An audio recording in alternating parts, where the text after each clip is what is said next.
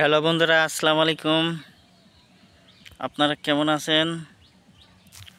আশা করি সকলেই আল্লাহর অশেষ রহমতে আপনারা ভালো আছেন। তো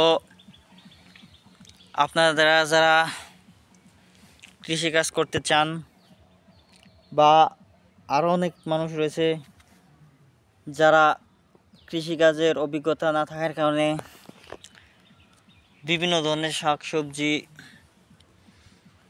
বা তরিতরকারি গাছ রোপণ করতে পারছে না, রোপণ করলেও তেমন ভালো ফলন হচ্ছে না।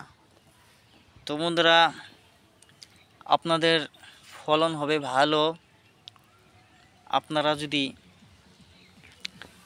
যে সমস্ত অভিজ্ঞ কৃষক রয়েছে যারা নাকি কৃষিকাজ করে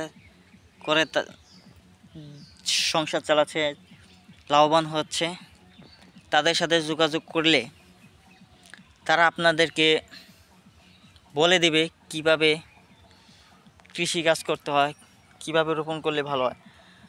তো বন্ধুরা, আজকে আপনারা যে শাকটি দেখতে পাচ্ছেন এটি হচ্ছে মূলা শাক। এই মূলা শাক যদি বন্ধুরা আপনারা কৃষকদের পরামর্শ নিয়ে বা আমাদের পরামর্শ নিয়ে রোপণ করতে পারেন, ইনশাল্লাহ আপনারা আপনাদের জমিতে এই মূলা শাক ভালো ফলন দেখতে পাবেন এবং তা বাজারে বিক্রি করতে পারবেন হাজার হাজার টাকা। এবং কি এই মূলা শাকগুলো আপনারা প্রতিদিন নিয়মিত সেবনও খেতে পারবেন।